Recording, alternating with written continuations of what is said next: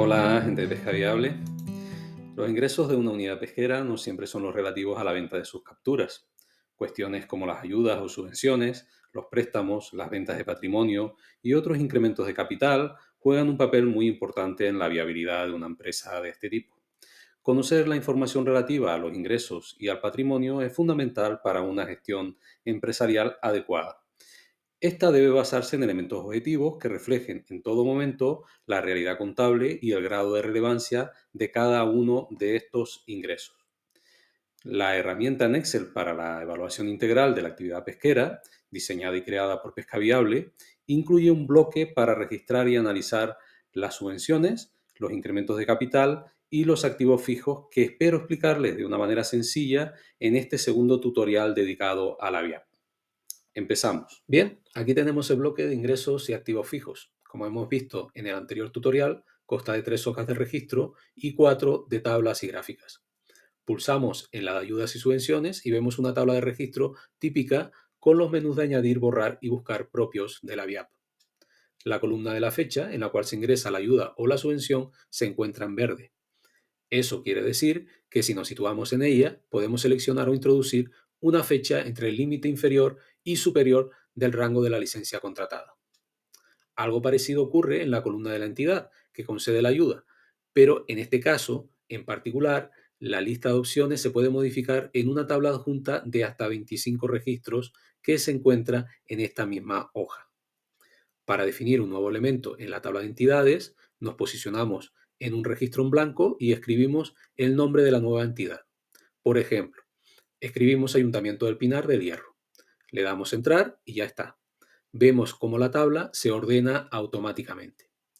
Otra opción permitida en esta columna es introducir manualmente cualquier otra entidad no registrada previamente. El resto de los campos, como es lógico, se debe introducir de forma manual, tanto lo relativo al concepto de la ayuda como al importe concedido.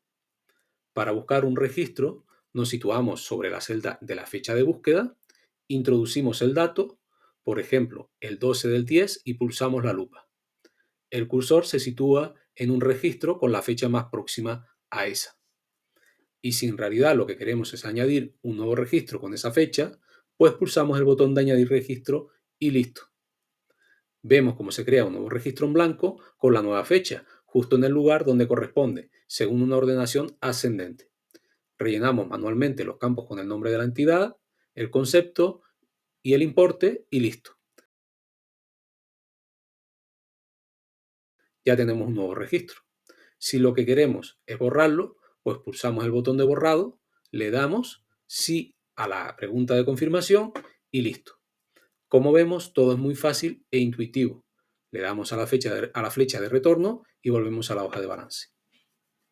Como se puede apreciar aquí, el registro de subvenciones tiene una hoja de resultados en azul.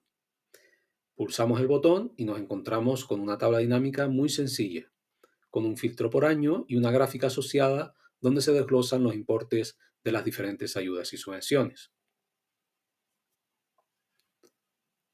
La hoja de registro del incremento de capital es muy similar a la anterior. La única diferencia es que en esta columna de categoría tenemos celdas de listas desplegables no modificables por el cliente. Si la abrimos, vemos que se pueden elegir hasta 3 opciones. La aportación dineraria es una contribución de dinero puntual que hacen los socios, a veces cuando inician la actividad empresarial, otras cuando inyectan liquidez para futuros proyectos o inversiones. El capital de un préstamo es aquel que se recibe después de solicitar un préstamo bancario o de cualquier otro tipo que requiera el pago de intereses. Mientras que la venta de patrimonio es la que se realiza cuando se vende algún activo fijo de la empresa, es decir, un barco, un vehículo, un motor, un aparato electrónico, etc. En este caso, la anotación de registro es algo más compleja, porque se debe anotar aquí su venta después de darle de baja en el registro de activos fijos, como veremos próximamente. Pero bueno, por lo demás es prácticamente igual que otras hojas de registro, con un menú típico de añadir, borrar y buscar.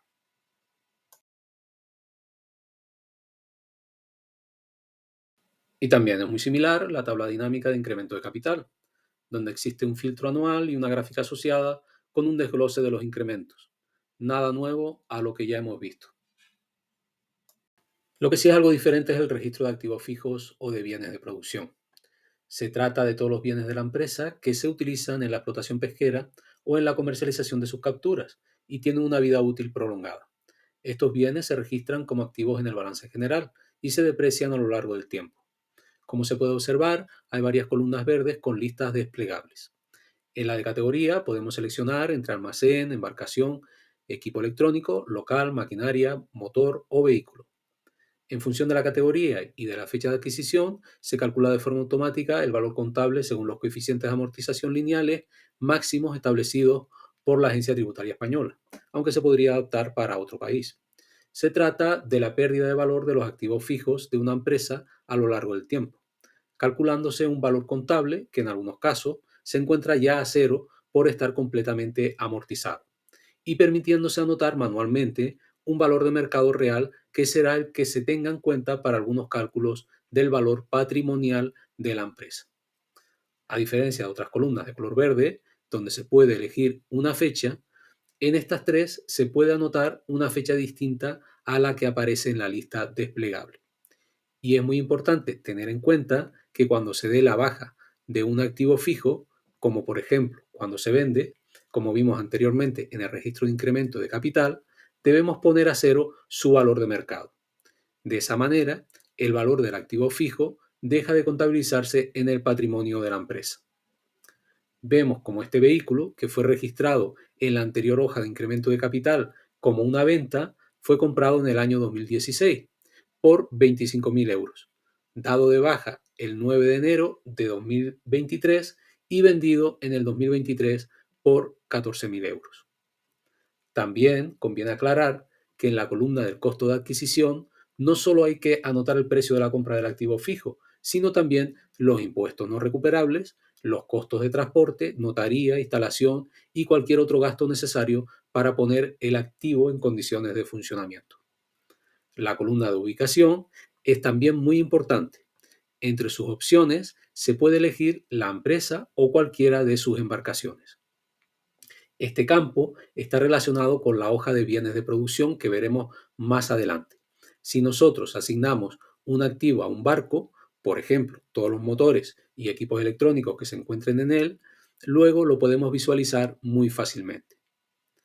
De este modo, la embarcación, despojada de todos sus elementos internos, es un activo que debe anotarse a nombre de la empresa, mientras que todo el aparataje electrónico y de propulsión se ubican dentro de sus respectivas embarcaciones, desglosando de manera proporcional el coste de adquisición de cada uno de esos activos fijos.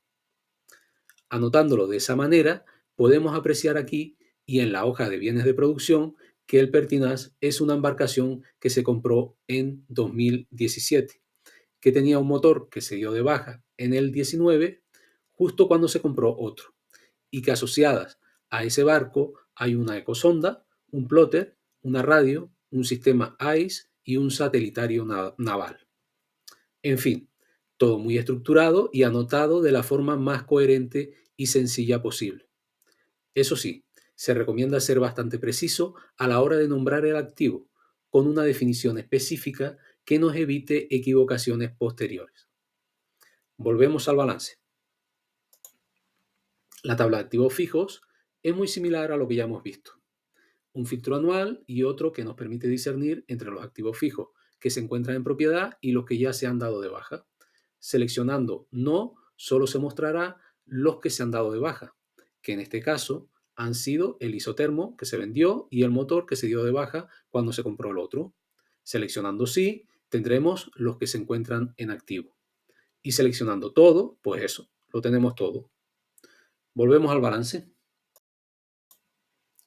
Entramos en los bienes de producción y nos encontramos con esto. En realidad, esta hoja está diseñada para analizar las características de las embarcaciones que conforman la sociedad, que al fin y al cabo son las herramientas que se utilizan para la producción asociada a la explotación pesquera. Seleccionando la embarcación, se despliega gran parte de la información relativa a la misma. En la tabla dinámica se muestran todos los componentes de la embarcación que han sido asociados por medio del campo ubicación en el registro de activos fijos, tal y como vimos anteriormente. En este cuadro de aquí vemos su nombre, sus códigos oficiales y su modalidad censal. Le sigue el puerto base con las coordenadas geográficas correspondientes, sus esloras, potencia y arqueo. Y luego se especifican dos velocidades teóricas y una real. La primera es la velocidad teórica del casco, que es una estimación de la velocidad que podría alcanzar la embarcación en función de su eslora de flotación, sin tener en cuenta las mejoras del diseño del casco o la potencia motriz instalada. La segunda es la velocidad teórica estimada, suponiendo ese mismo casco y un 75% de eficiencia del sistema de propulsión. Y la tercera es la velocidad de crucero real que tiene la embarcación según lo indicado por el armador. Cotejando las velocidades teóricas, podemos ver lo eficiente que es la velocidad de crucero real. Y en este caso, vemos que está bastante bien.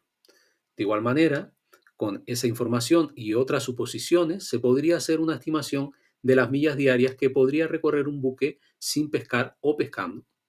Si suponemos que una faena estándar de pesca diaria podría durar 6 horas y las 18 horas restantes podrían ser utilizadas para llegar y volver de un caladero, se podría determinar un supuesto radio de acción de un buque de pesca. De este modo, el Pertinaz podría navegar 192 millas al día si no se detiene a pescar y 144 millas diarias si las alterna con jornadas de 6 horas de pesca.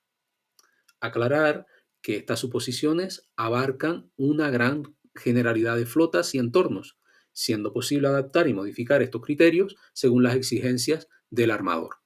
Como aproximación inmediata, la vía permite modificar las horas de la jornada de pesca estándar en esta celda. Y aquí vemos una simulación del alcance y del radio de acción de este barco, suponiendo que la distancia entre puertos fuera una línea recta, cuestión que casi nunca es cierta, pero que nos sirve como aproximación teórica de una realidad más compleja. Con el puerto base en Puerto del Carmen y una velocidad de crucero de 192 millas diarias, esta embarcación debería tardar un día y poco en llegar a la Restinga y unos 5 días en llegar a Ondarroa. Por último, la hoja de bienes de producción nos calcula la contribución relativa que tiene esta embarcación con respecto al resto de embarcaciones de la sociedad. Según los registros de explotación de 2023, la pertinaz representa el 94,95% del peso capturado, el 95,06% de los ingresos y el 82,86% de los días de pesca, tal y como se puede apreciar en esta tabla y en esta gráfica. En fin, unas simulaciones y herramientas de cálculo muy interesantes que nos permiten hacernos una idea de la potencialidad pesquera de las embarcaciones pertenecientes a la sociedad. Espero que a medida que vas conociendo todo el potencial que tiene la VIAP, te animes a comprarla y utilizarla para mejorar significativamente la gestión de tu empresa. Desde Pesca Viable estaremos encantados de ayudarte en este proceso tan necesario de la digitalización y explotación de tus datos pesqueros. Conocer cuánto ingresas y cómo lo ingresas y cuánto vale tu empresa en cada momento no es ningún capricho. Es la diferencia entre una gestión eficiente y moderna o un funcionamiento nada aconsejable. Recuerda que si tienes interés en adquirir la VIAP, no debes dudar en ponerte en contacto con nosotros. Y si lo haces antes de que se publique el tercero y último tutorial, tendrás un descuento del 15%. Sean felices, saludos y buena mar.